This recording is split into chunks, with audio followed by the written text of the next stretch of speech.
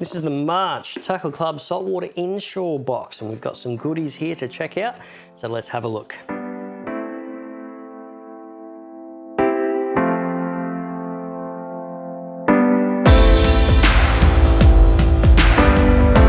Alright, let's get the terminal tackle out of the way first before we jump into some of the lures.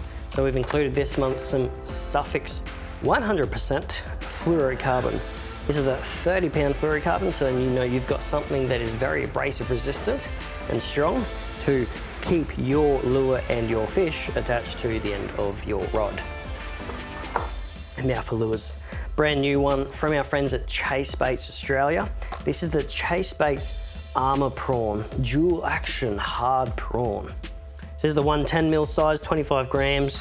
Now you can use it as a glide or a vibe. So it's got two different toe points here. Obviously the one closest to the nose is the glide option. So this is going to cause it just to swim. You can let it slow sink.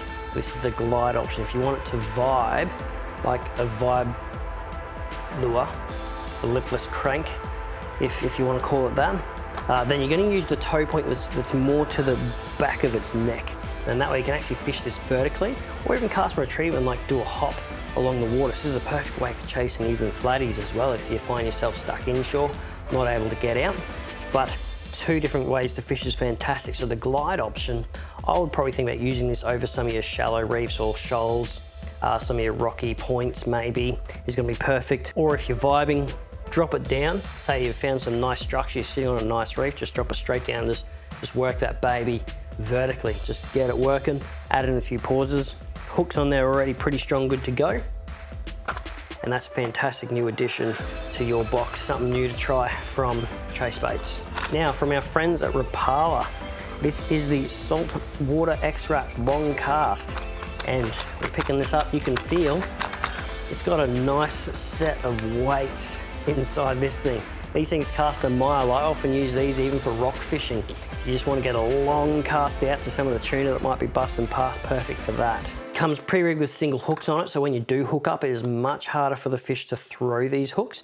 Can troll with these, cast with them, they're very, very versatile. Now obviously something like this is also sinking, so if you find yourself once again over some of those flats where there might be a fair bit of structure, you can cast this and just work it at a fairly high speed back towards the boat or your kayak and fish that water column that's sitting just above all that structure. I tend to fish with these fairly fast or fairly fast retrieve.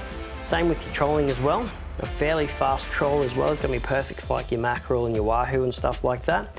And tuna, you're laughing. Come across a school of busting up tuna, you can cast this right into it and just burn it back as well.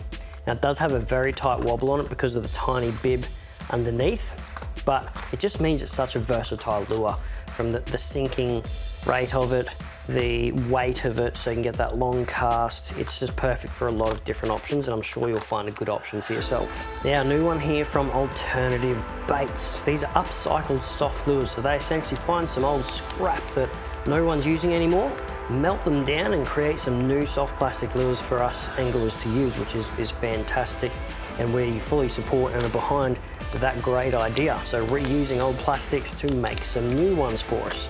So here we have a big curl tail rub style plastic.